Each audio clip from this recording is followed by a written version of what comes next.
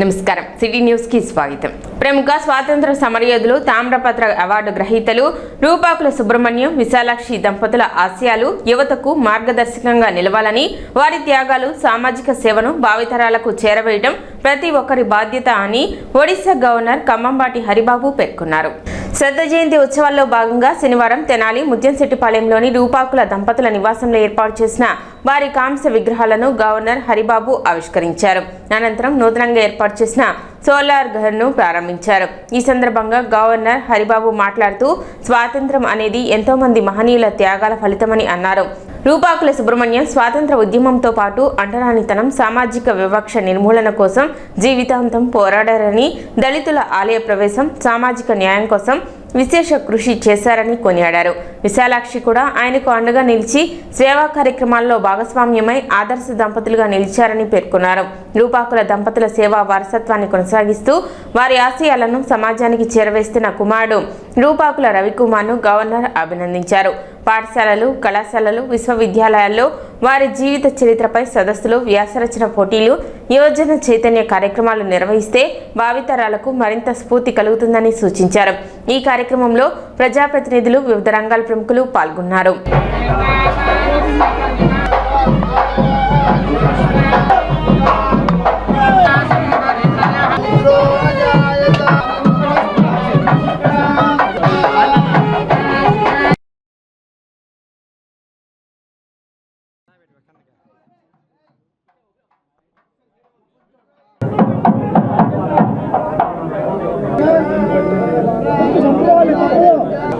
మీడియాలో కొంచెం వెనక్కి వస్తే ఫ్రీగా అందరూ కనపడుతుంది.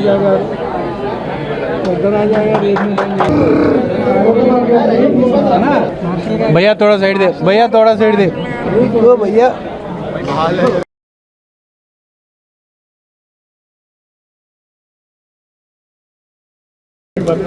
शरद Chandra national seminar golden jubilee national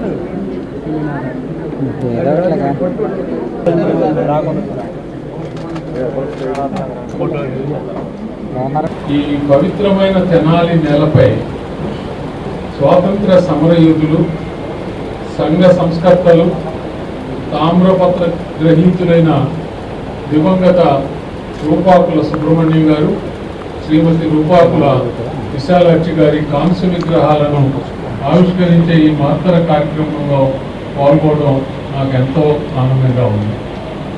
గొప్ప గౌరవంగా కూడా నేను భావిస్తున్నాను. ఈ విగ్రహాలను ఆవిష్కరించే భాగ్యం నాకు దక్కడం నిజంగా పూర్వజన్మ స్ఫూర్తిగా భావిస్తున్నాను. కొన్ని వ్యక్తిత్వాలు కాలాన్ని అనుసరించవు, కాలమే వారి అడుగుజాడలను అనుసరిస్తుంది. అలాంటి మహనీయుల విగ్రహావిష్కరణ ఒక సాధారణ కార్యక్రమం కాదు.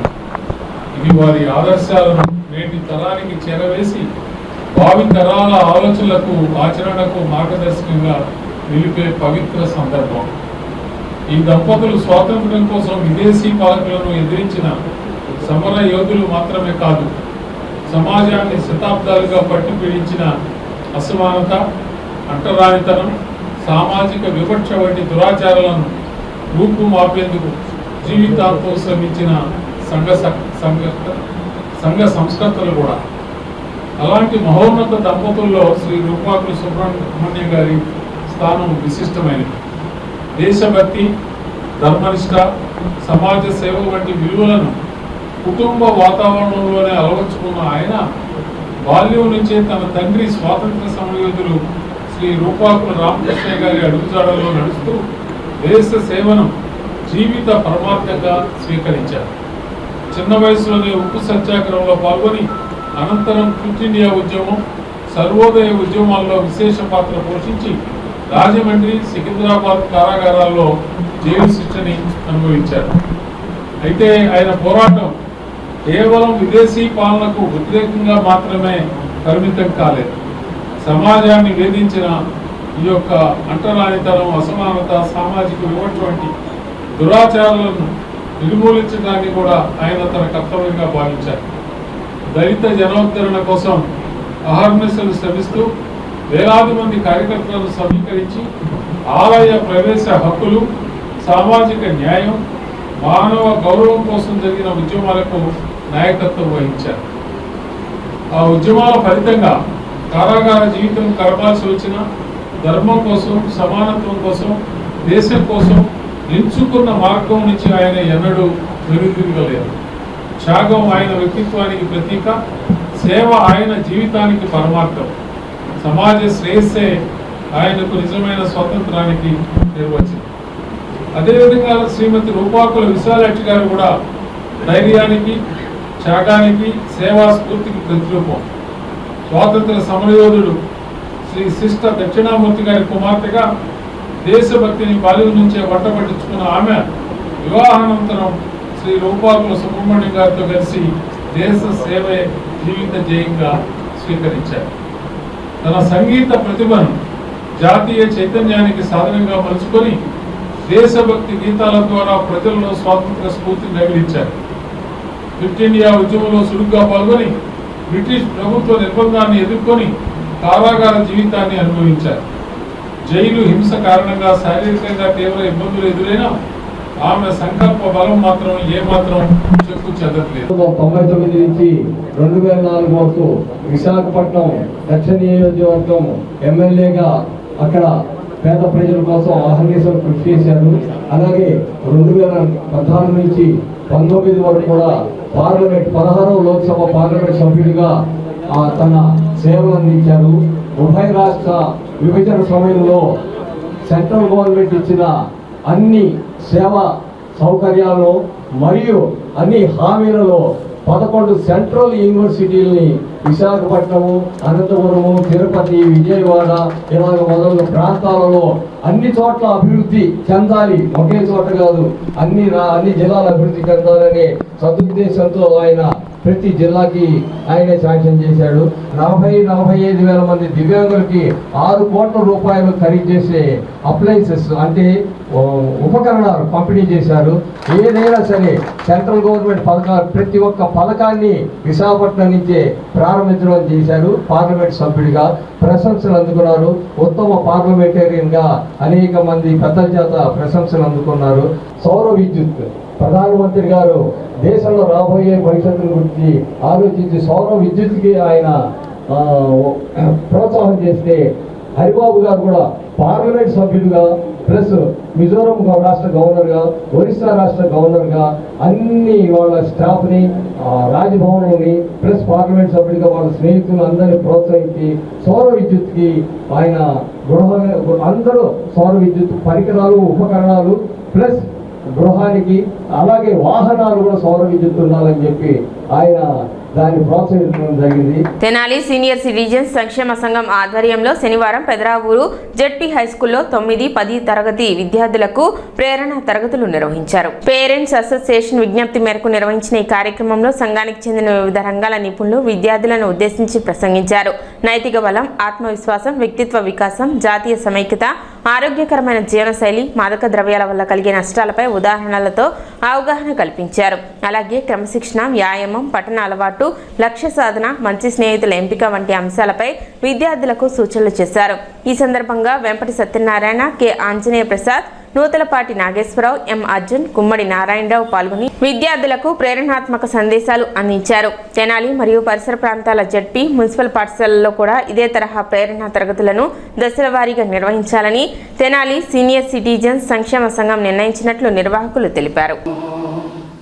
సరస్వతి నమస్తే సిద్ధిర్భవతు మే ధవళ యా శుభ్రవేద పద్మాసన యా. కాబట్టి ఇప్పుడు మేము చెప్పేట్టు పెట్టుకొని వృద్ధులకు రావాలని చెప్పి మరొకసారి నైతిక విలువ అంటే జూలై 4 శనివారం నాడు the Tenali senior citizens welfare association వారు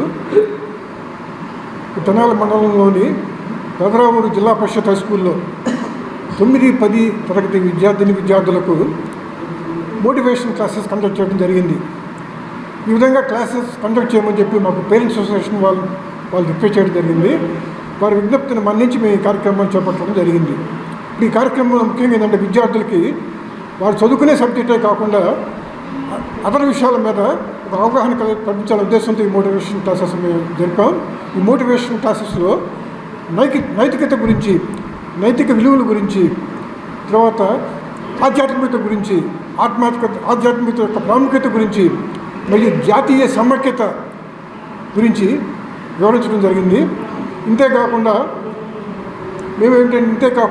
ఈ మాదక ద్రవ్యాల దుర్వినియోగం ఏ విధంగా జరుగుతుందో దానివల్ల నష్టాలేంటో కూడా పిల్లలకు మేము తెలియజేయడం జరిగింది. అదేవిధంగా విద్యార్థులకి శారీరక దారిద్ర్యం యొక్క ఇంపార్టెన్స్ మేము తెలియజేసి వాళ్ళు చక్కగా ప్రతిరోజు కూడా క్రీడలు ఆడాలని చెప్పి, వ్యాయామం చేయాలని చెప్పి కూడా మేము చెప్పడం జరిగింది. అదేవిధంగా వ్యక్తిత్వ వికాసం, పర్సనాలిటీ ఎలా డెవలప్ చేసుకోవాలో కూడా మేము కొన్ని సూచనలు ఇవ్వడం జరిగింది. విద్యార్థులు వయసుకు తగినట్లుగా సమయపాలన చేసుకొని ఏకాగ్రత లేదా నాయకత్వ లక్షణాలు వంటి నిర్దిష్ట అంశాలపై మనసును లగ్నం చేసుకొని చదువుకోవాలని చెప్పి ఆశిస్తూ మీ అందరికీ కూడా ఈ సందర్భంగా నేను చెప్పినటువంటి విషయాలు ఆకలింపు చేసుకొని మీ భవిష్యత్తుకి మీరే కార్యాచరణని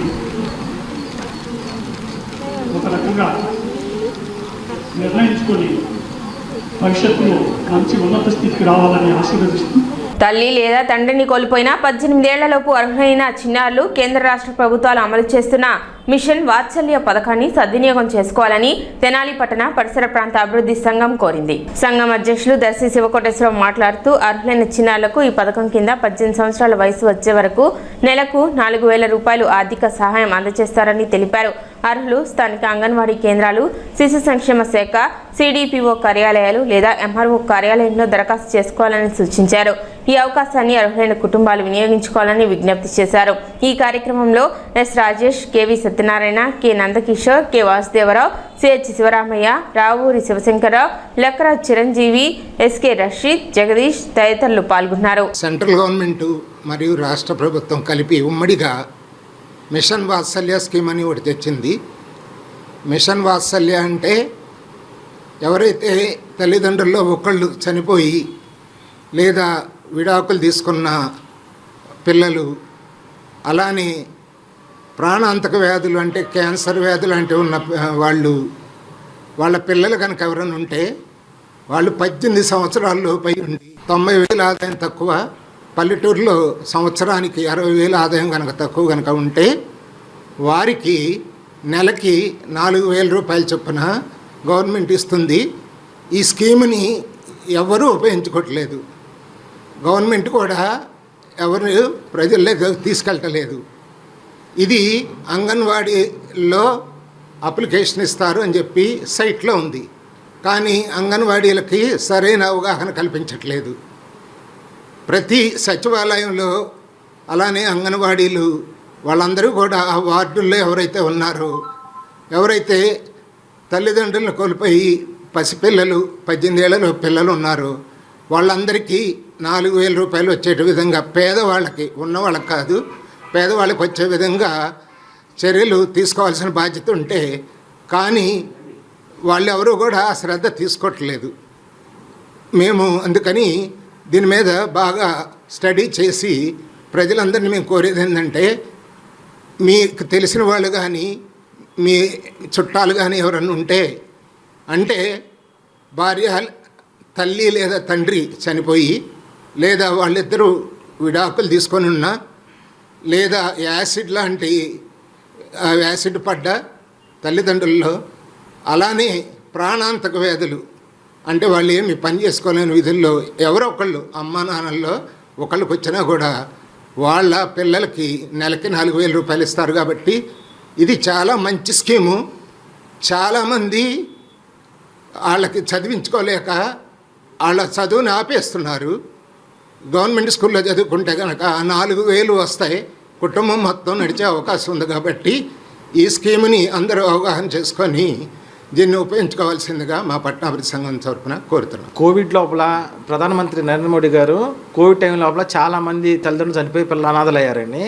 ఆ టైంలో ఏం చేశారంటే, తల్లిదండ్రులు ఇద్దరు చనిపోతే కనుక ఆ పిల్లలకి నెలకు 4,000 ఫస్ట్ ప్రకటించారండి, ప్రధానమంత్రి గారికి ప్రకటించారు. దానిలో కేంద్ర ప్రభుత్వం వాటా 60%, రాష్ట్ర ప్రభుత్వం వాటా 40% అండి. లబ్ధిదారులు ఎలా అంటే ఇప్పుడు ఏం చేశారంటే దాన్ని మాడిఫై చేసి విడాకులు అయిన భార్యాభర్తల్లో కనుక విడాకులు తీసుకున్నా, భార్యాభర్తలు ఒకళ్ళు చనిపోయినా సరే లేదైనా కానీ భార్యాభర్తలు ఎవరికైనా ప్రాణాంతకమైన వ్యాధులు ఉన్నా సరే వాళ్ళందరికీ వచ్చిన తర్వాత ఏంటంటే ఈ పథకం ప్రవేశపెట్టారండి. దానిలో మాడిఫికేషన్ చేశారు. ఇప్పుడు సులభతరం చేశారు. వాళ్ళకి ఖచ్చితంగా ఆదాయం అనేది 60,000 లోపు ఉండాలి. పల్లెటూరులో, పట్టణాల్లో 90,000 లోపు ఉండాలండి. ఇది చాలా ప్రయోజనకరంగా ఉంటుంది. ప్రధానమంత్రి గారు కేంద్ర ప్రభుత్వం చాలా పథకాలు ప్రవేశపెడుతుంది, కానీ క్షేత్రస్థాయిలో ఇంప్లిమెంట్ అవ్వట్లేదండి. ఎందుకంటే అంగన్వాడీలు కానీ వీళ్ళంతా ఇంప్లిమెంట్ చేయాలి. తెలియకపోవడం వల్ల ఏంటంటే ఈ విధంగా జరుగుతుందన్నమాట. ఎవరు రాష్ట్రం నుంచి ఎవరు దాన్ని ఉపయోగించుకోలేదు, కాబట్టి ప్రజలంతా ఉపయోగించుకుంటారని చెప్పని ఆశిస్తున్నామండి. రెండో విషయం ఏంటంటే ప్రధానమంత్రి గారు జన్ధన్ ఖాతా అని చెప్పి పెట్టారు. 0 బ్యాలెన్స్ అకౌంట్ ఓపెన్ చేస్తున్నారు. అదేవిధంగా ఇప్పుడు ఏంటంటే చూసుకుంటే కనుక జీడీసీసీ బ్యాంక్ ఉందండి, మన గుంటూరు జిల్లా డిస్ట్రిక్ట్ కోఆపరేటివ్ బ్యాంక్ ఉంది. ఆ సొసైటీ లోపల ఏంటంటే మొన్న మేము ఆశ్చర్యకరమైన విషయం తెలిసింది, పట్టాం సంఘం తరపున కలిసాను. విషయం ఏంటంటే దానిలో అకౌంట్ మెయింటెనెన్స్ ఛార్జెస్ అని చెప్పని 3 months 15 rupees plus service tax 3 rupees వేస్తున్నారు. ప్రతి 3 నెలలు కలెక్ట్ చేస్తానండి. మనం మార్చించి పెట్టారు. అదేమంటే బ్యాంక్ నష్టాల్లో ఉందంటున్నారు. సొసైటీ డైరెక్టర్లు కానీ చైర్మన్లు కానీ ఏం చేస్తారంటే అడ్డగోలుగా రుణాలు ఇచ్చేసి వాళ్ళ బెనామీలకు ఇచ్చేసి బ్యాంకును భ్రష్టు పట్టించేసి బ్యాంకును లాస్లో తీసుకెళ్లి దొంగ పాస్ పుస్తకం మీద క్రాప్ లోన్ పెట్టి దాన్ని ఎంక్వైరీ కూడా జరుగుతుంది. దాన్ని సరి చేసుకోకుండా దానిలో ఉన్నటువంటి కస్టమర్లను బాధటం సమంజసం కాదని చెప్పని చెప్తున్నాము. ఆత్మనిర్భర్ భారత్ నిర్మాణానికి ప్రతి భారతీయుడు తన వంతు బాధ్యతగా సహకరించాలని ఒడిశా గవర్నర్ కంభంపాటి హరిబాబు పేర్కొన్నారు. తెనాలిలో జరిగిన సమావేశంలో ఆయన మాట్లాడుతూ దేశ ఆర్థిక స్వావలంబన కోసం జీవనశైలిలో చిన్న మార్పులు తీసుకురావాల్సిన అవసరం ఉందన్నారు. భారత్ ప్రతి ఏడాది ముడి చమురు దిగుమతుల కోసం భారీ మొత్తంలో విదేశీ మారక ద్రవ్యాన్ని వెచ్చిస్తుందని పేర్కొన్న ఆయన క్రూడ్ ఆయిల్ వినియోగాన్ని తగ్గించేందుకు ప్రజలు వీలైనంత వరకు ప్రజా రవాణా, విద్యుత్ వాహనాల వినియోగాన్ని పెంచాలని సూచించారు. అలాగే ప్రతి ఇంటిలో సోలార్ విద్యుత్ వ్యవస్థలను ఏర్పాటు చేసుకోవడం ద్వారా విద్యుత్ ఉత్పత్తిలో స్వయం సమృద్ధి సాధించవచ్చని తెలిపారు. వంట నూనెల దిగుమతులపై ఆధారపడటాన్ని తగ్గించేందుకు అవసరమైన మేరకే నూనె వినియోగించాలని, ఆరోగ్యకరమైన జీవనశైలిని అలవర్చుకోవాలని హితవు పలికారు. అలాగే బంగారం కొనుగోళ్లపై అనవసర ఖర్చును తగ్గించడం ద్వారా దేశ ఆర్థిక వ్యవస్థకు పరోక్షంగా తోడ్పాటు అందించవచ్చునని పేర్కొన్నారు. ప్రధాని నరేంద్ర మోదీ ఇచ్చిన ఆత్మనిర్భర్ భారత్ పిలుపును ప్రతి పౌరుడు ఆచరణలో పెట్టినప్పుడే భారత్ అన్ని రంగాల్లో స్వయం సమృద్ధి సాధిస్తుందని గవర్నర్ హరిబాబు అన్నారు. వ్యక్తిగత బాధ్యతే దేశాభివృద్ధికి బలమైన పునాది అని ఆయన పేర్కొన్నారు. 4 నెలలుగా మనకు కొన్ని ఇబ్బందులు ఎదుర్కొన్నాం. వెస్ట్ ఏషియా యుద్ధం, పశ్చిమాసియాలో యుద్ధం జరుగుతుంది. హార్మోజ్ గుండా వచ్చేటువంటి యొక్క క్రూడ్ ఆయిల్ షిప్పుల్ని అడ్డగించారు. మనకి క్రూడ్ ఆయిల్ రాలేదు. అలాగే మనం ఇంట్లో వాడుకునే గ్యాస్ స్టవ్కి సంబంధించిన ఎల్పిజి గ్యాస్ సిలిండర్లు కూడా మనం కొంత ఇబ్బందులు ఎదుర్కొన్న విషయం మీ అందరూ గమనించారు. ఎక్కడో 2 దేశాలు ఘర్షణ వైఖరిని అవలంబించి యుద్ధం ప్రారంభిస్తే అందులో 3వ దేశం ప్రవేశించి ఆ యుద్ధానికి ఏ రకమైన సంబంధం లేని భారతదేశం లాంటి అనేక దేశాలకు ఇబ్బందులు కలిగించారు. ఈ క్రూడ్ ఆయిల్ సరఫరా విషయంలో అయితేనేమి, ఎల్పిజి విషయంలో అయితేనేమి, మరికొన్ని విషయాల్లో కూడా మనకి ఇబ్బందులు వచ్చాయి. అందుకనే ఇటీవల కాలంలో ప్రధానమంత్రి మనకు 4 సూచనలు చేశారు. అందులో ఏంటంటే ఇవాళ దేశం ఎదుర్కొంటున్నటువంటి సమస్యల్లో ప్రధానమైనది మన దేశం మన కాళ్ళ మీద మనం నిలబడలేనటువంటి పరిస్థితుల్లో ఇతర దేశాల మీద ఆధారపడినటువంటి ఉత్పత్తులు పొందడంలో కొన్ని ఇబ్బందులు వస్తున్నాయి. మనం ఆత్మనిర్భర్ భారత్గా తయారు కావాలి, స్వయం సమృద్ధిని మనం సాధించాలి. క్రూడ్ ఆయిల్ విషయంలో మనం ఇబ్బందులు పడుతున్నాం. ప్రతి సంవత్సరానికి 22 లక్షల కోట్ల రూపాయల విదేశీ మారక ద్రవ్యాన్ని మనం క్రూడ్ ఆయిల్ దిగుమతి చేసుకోవడానికి ఖర్చు పెడుతున్నాం. 22 లక్షల కోట్లు. దాంతోపాటు రెండో విషయం, బంగారం దిగుమతులకు 7 లక్షల కోట్ల రూపాయలు మనం ఖర్చు పెట్టాం. మూడోది వంట నూనెల దిగుమతి, పామ్ ఆయిల్ లాంటి వంట నూనెల దిగుమతి చేసుకోవడానికి మలేషియా, ఇండోనేషియా లాంటి దేశాల నుంచి 1,50,000 కోట్ల రూపాయలు సంవత్సరానికి విదేశీ మారక ద్రవ్యం ఖర్చు పెట్టాం. నాలుగోది దేశం నుంచి అవసరం లేకపోయినా విదేశ పర్యటనలు చేస్తూ కొంతమంది అయితే వివాహాలు డెస్టినేషన్ వెడ్డింగ్స్ పేరుతోటి ఇతర దేశాల్లో వివాహాలను చేస్తూ అధిక మొత్తంలో విదేశీ మారక ద్రవ్యాన్ని మనం ఖర్చు పెడతాం. ఈ విషయాల్లో దేశ ప్రజలందరూ కూడా జాగ్రత్తగా ఉండాలని చెప్పి కొన్ని సూచనలు చేశారు. మొదటి విషయానికి వస్తే క్రూడ్ ఆయిల్ దిగుమతిని మనం ఎంత ఎక్కువగా తగ్గించుకోగలిగితే అంత త్వరగా భారతదేశం యొక్క ఆర్థిక పరిస్థితి మెరుగుపడుతుంది, బాగా మనం లాభం పొందుతాం. క్రూడ్ ఆయిల్ ఉపయోగించేటువంటి ఉపయోగదారులు ఎవరైతే మోటార్ సైకిల్ వాడుతున్నారో, కార్లు వాడుతున్నారో, ట్రక్కులు వాడుతున్నారో, పెట్రోల్ డీజిల్ ఖర్చు పెడుతున్నారో ప్రతిరోజు, మనం ప్రతిరోజు అంత విదేశీ మారక ద్రవ్యం ఖర్చు పెడుతున్నాం. కాబట్టి దాన్ని తగ్గించాలంటే క్రూడ్ ఆయిల్ మీద, డీజిల్ మీద, పెట్రోల్ మీద ఆధారపడి నడిచే వాహనాలను ఉపయోగించడం తగ్గించాలి. ఇవాళ ఎలక్ట్రిక్ వాహనాలు బాగా ప్రాచుర్యంలోకి వచ్చాయి. దాదాపుగా ధరలన్నీ కూడా ఇతర వాహనాలతో సమానంగా వచ్చాయి. కాబట్టి పెట్రోల్, డీజిల్ వాడే వాళ్ళందరూ వారి యొక్క వాహనాలను విద్యుత్ వాహనాలుగా మార్చుకోండి. అందరూ విద్యుత్ వాహనాలుగా మారిస్తే విద్యుత్ ఎక్కడి నుంచి వస్తుంది? అందుకే ప్రధానమంత్రి గారు PM సూర్యఘర్ యోజన పేరుతో ప్రతి ఇంటి పైకప్పు మీద సోలార్ ప్యానల్స్ పెట్టించుకోండి, దానికి సబ్సిడీ ఇస్తున్నాం. ఇంకా బ్యాలెన్స్ ఏదైనా డబ్బులు అవసరమైతే, అది మీకు ఇబ్బందిగా తయారైతే బ్యాంకుల ద్వారా అప్పిస్తాం. తీసుకొని ప్రతి ఒక్కళ్ళు వాళ్ళ ఇంటి మీద సోలారు పలకాలు అమర్చుకొని సోలారు పలకాల ద్వారా సౌర విద్యుత్తుని ఉత్పత్తి చేసుకొని ఆ యొక్క విద్యుత్తుని ఈ ప్రయోజనాలకు మనం వాడుకోవచ్చు. సిటీ న్యూస్ ఇంతటితో సమాప్తం. నమస్కారం.